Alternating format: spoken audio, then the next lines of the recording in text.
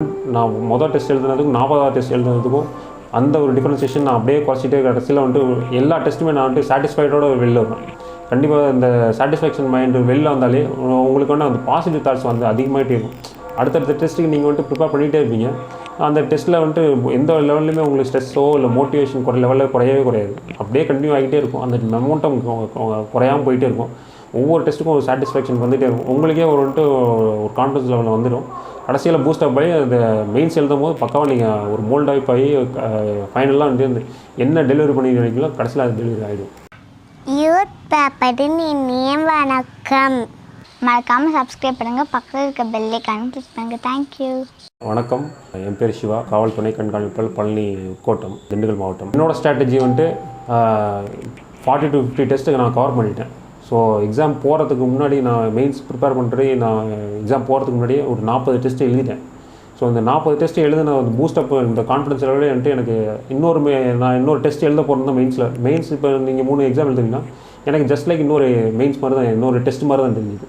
So எனக்கு நான் mains எழுத போகிறேன் அப்படிங்கிற ஒரு பயமோ இல்லை பதட்டமோ எதுவுமே கிடையாது. ஜஸ்ட் லைக் நான் ஆர்டினரியாக நான் ஒரு இவ்வளோ 40 டெஸ்ட் எழுதினேன் அப்படிங்கிற ஒரு கேஷுவலான ஒரு மைண்ட் செட்டு. இப்போ நீங்கள் 40 டெஸ்ட்டில் நீங்கள் ப்ரிப்பேர் பண்ணாமல் போய் எழுதுனீங்கன்னா உங்களுக்கு அந்த பயம் இருக்கும். அந்த கண்டிப்பாக வந்துட்டு அந்த டைமில் உங்கள் ப்ரெசன்டேஷன் லெவலே இருக்காது. ஸோ அன்லஸ் நீங்கள் ஒரு முன்னாடி ஒரு ப்ரெசன்டேஷன் கொடுத்துருந்தீங்கன்னா மட்டும்தான் உங்களுக்கான அந்த கான்ஃபிடன்ஸ் இருக்கும். என்னோடய ஸ்ட்ராட்டஜி அந்த 40 to 50 டெஸ்ட் எழுதுனதுனால அந்த பூஸ்டப் வந்துச்சு. ஸோ எனக்கு அந்த ஜஸ்ட் லைக் இன்னொரு டெஸ்ட்டு ஆன்லைன் டெஸ்ட் மாதிரியே போயிடுச்சு மெயின்ஸ். ஃபஸ்ட்டு டெஸ்ட்டு வந்துட்டு எனக்கு வந்துட்டு 80 மார்க்ஸுக்கு வந்துட்டு நான் எழுதி வச்சுருந்தேன். ஸோ 80 மார்க்ஸுக்கு நான் வந்துட்டு செல்ஃப் ப்ரிப்பேர் பண்ணும்போது வந்துட்டு வெளியில் கொடுத்து தான் நான் வந்துட்டு நம்ம அசஸ்மெண்ட் வந்துட்டு கண்டிப்பாக இன்னொருத்தருக்கு வந்துட்டு தேர்ட் பார்ட்டிக்கு வந்துட்டு இன்னொருத்தர் தெரிஞ்சுக்கணும். ஸோ நம்மளை வந்துட்டு அசஸ் பண்ண முடியாது, இன்னொருத்தர் மூலியமாக அசஸ் பண்ணணும் நம்ம எந்த லெவலில் இருக்கோங்கிறது. மேக்ஸிமம் நீங்கள் வந்துட்டு சப்போஸ் வேறு ஏதோ இன்னொருத்தர் உங்களுக்கு தெரிஞ்ச ப்ரொஃபஸரோ இல்லை நீங்கள் கோச்சிங் சென்டருக்கு அஃபோர்டபுள்னாலும் நீங்கள் வந்துட்டு கண்டிப்பாக வந்துட்டு அவங்க வந்து இதெல்லாம் உங்களுக்கு வந்துட்டு நெகட்டிவ், ஸோ அதெல்லாம் நீங்கள் கரெக்ட் பண்ணுங்கள் அப்படின்னு சொல்லி நீங்கள் வந்துட்டு ரிப்பீட்டடாக வந்துட்டு ஒவ்வொரு டெஸ்ட்லேயும் கரெக்ட் பண்ணிகிட்டே இருக்கணும். ஏன்னா ஃபஸ்ட்டு டெஸ்ட் கொடுத்தவங்க வந்துட்டு ஃபஸ்ட்டு டெஸ்ட்டே வந்துட்டு நான் 4 வாட்டி திருப்பி எழுதிட்டே இருந்தேன். ஸோ அவங்க வந்துட்டு எக்ஸ்பெக்டேஷன் எது இருக்குன்றத முதல்ல தெரியணும். ஸோ நம்ம எக்ஸ்பெக்டேஷன் நம்ம எழுத முடியாது.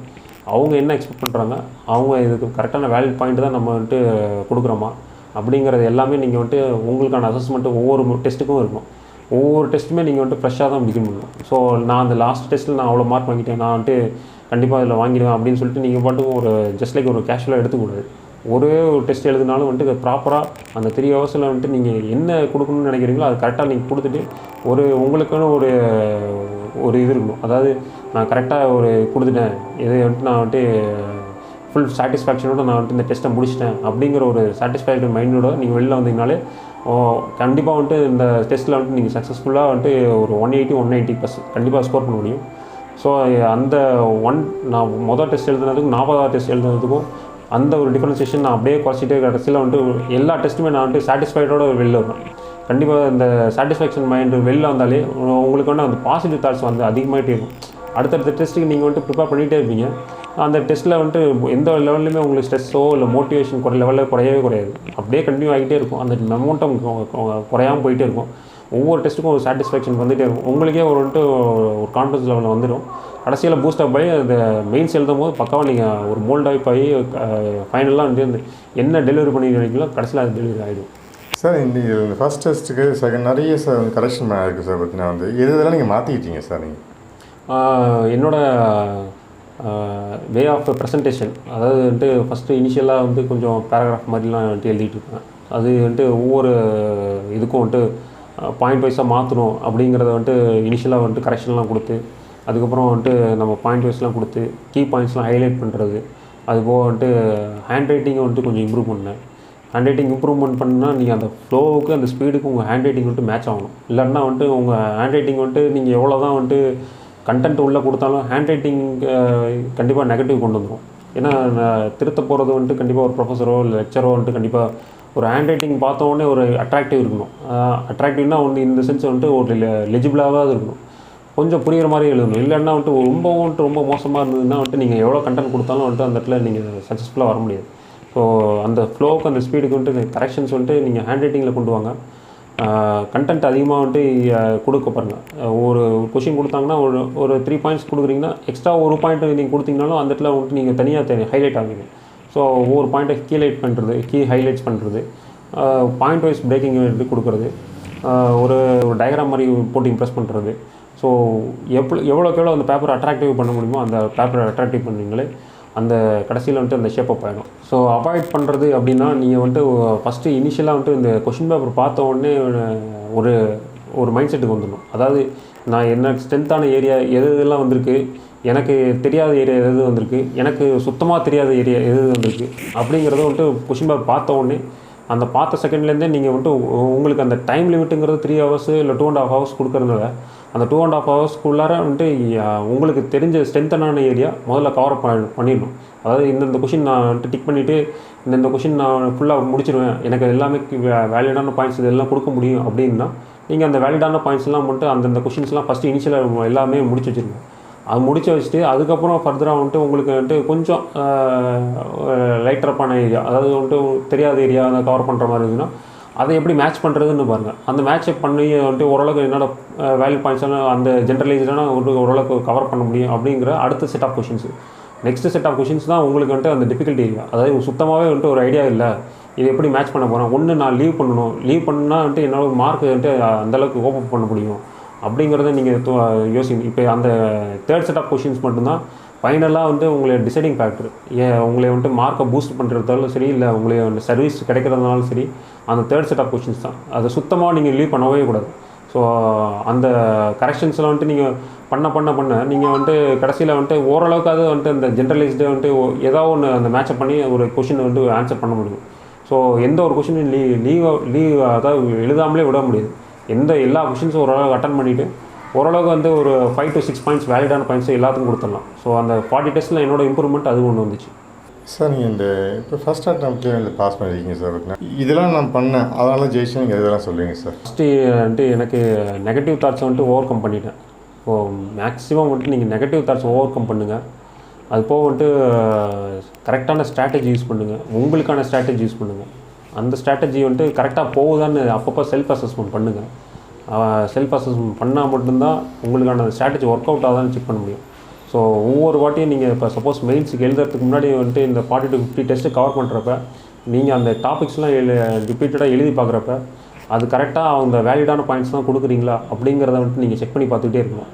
அந்த உங்களுக்கான அந்த செல்ஃப் டெஸ்டிங் இருந்தால் மட்டும்தான் இதுக்கான அப்ரோச் வந்து கரெக்டாக இருக்கும். ஸோ என்னோடய ப்ரிப்பரேஷனில் நான் வந்து ப்ரிப்பேர் பண்ணி வெளில வந்தது நெகட்டிவ் தாட்ஸை ஓவர் கம் பண்ணிட்டேன், கரெக்டான ஸ்ட்ராட்டஜி யூஸ் பண்ணேன், செல்ஃப் அனலிசிஸு, கடைசியில் வந்துட்டு என்னோடய செல்ஃப் டெஸ்டிங்கு, அது போக இம்ப்ரூவ்மெண்ட். 2012 to 2015 எனக்கு வந்து க்ரூஷியல் பீரியடு. அதாவது எனக்கு வந்துட்டு எமோஷனல் தாட்ஸ் அரைஸ் ஆகும். அந்த எமோஷன்ஸை நீங்கள் எப்படி பிரேக்கப் பண்ணுறீங்கன்றது மட்டும்தான் வந்துட்டு இந்த எக்ஸாமோட சக்ஸஸ்ஃபுல் மந்த்ரா. அதாவது இப்போ நிறைய பியர் ப்ரெஷர் குரூப் வரும். இப்போ சொசைட்டியில் என்ன சொல்லுவாங்க, இவர் ஃபெயிலியரு, இவர் வந்துட்டு ரிப்பீட்டடாக எழுதிட்டே இருக்காரு, ஆனால் வந்துட்டு ஒரு எக்ஸாம் வந்துட்டு இவர் சும்மா வந்துட்டு போகிறாரு, அட்டன் பண்ணுறாரு, கடைசியில் ரிசல்ட் வரல, திரும்ப படிச்சுட்டே தான் இருக்காரு அப்படிங்கிற ஒரு பியர் ப்ரெஷர் குரூப் வரும். ஏதோ பக்கத்து வீட்டுக்காரங்க பேசுவாங்க, நெய்பர்ஹுட்ஸ் பேசுவாங்க, சுற்றில ரிலேட்டிவ்ஸ் பேசுவாங்க. அந்த மாதிரி உங்களுக்கு வந்துட்டு ஒரு ப்ரெஷர் வெளியிலேருந்து ஒரு அழுத்தம் வந்துக்கிட்டே இருக்கும். இருந்தாலும் நீங்கள் வந்துட்டு அந்த அழுத்தத்தை வந்துட்டு நீங்கள் உங்களுக்கான வந்துட்டு ஒரு ஸ்டெப்ஸாக வந்துட்டு க்ரியேட் பண்ணணும். இப்போ நம்ம ப்ரிப்ரேஷனில் வந்துட்டு நிறையா வெளியிலேருந்து வரவங்க எல்லாருமே வந்து ஒரு மென்டாலிட்டியோடு வருவாங்க. ஒரு வருஷத்தில் எப்படியா முடிச்சுட்டு போயிடணும் அப்படிங்கிற ஒரு மென்டாலிட்டியோடு வருவாங்க. ஆனால் வந்துட்டு அந்த ஒரு வருஷம் முடிஞ்ச உடனே அவங்களுக்கு வந்துட்டு அந்த ஒரு அழுத்தம் வந்துடும். அதாவது எப்படி நம்ம ஓவர் கம் பண்ணுறது, நம்ம வீட்டுக்கு போனோம்னா வந்துட்டு ஃபெயிலியராக வந்துட்டு அக்செப்ட் பண்ண மாட்டாங்க அப்படின்ற ஒரு அழுத்தத்தினாலே வேறு வேலைக்கு போயிட்டு அப்படியே அவங்க வந்துட்டு சமாளித்து போயிடுவாங்க. ஸோ அந்த பியர் ப்ரெஷர் குரூப் வந்துட்டு உங்களை சுற்றிலும் நடக்கும். இப்போ எனக்கு வந்துட்டு 2 இடத்துலையுமே ப்ரெஷர், சொசைட்டிலேருந்து ப்ரெஷர் வரும், ப்ரிப்ரேஷன் லெவல்லேருந்து வந்துட்டு அடுத்தடுத்த வருஷம் ஃபெயிலியருங்கனால வந்துட்டு நான் உங்களுக்குள்ளாரையே வந்துட்டு ஒரு நெகட்டிவ் தாட்ஸ் வந்துட்டு ரைஸ் ஆகும்.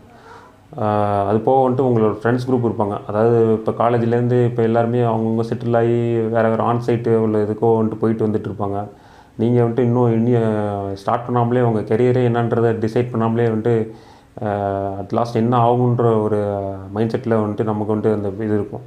மோரோவர் நம்ம அந்த இது நெகட்டிவ்லேருந்தும் வந்துட்டு கொஞ்சம் நமக்கு வந்து அந்த டிப்ரெஷனும் வந்துட்டு அந்த டைமில் வந்துட்டு கண்டிப்பாக எல்லாருமே வந்துட்டு ஃபேஸ் பண்ணுவாங்க.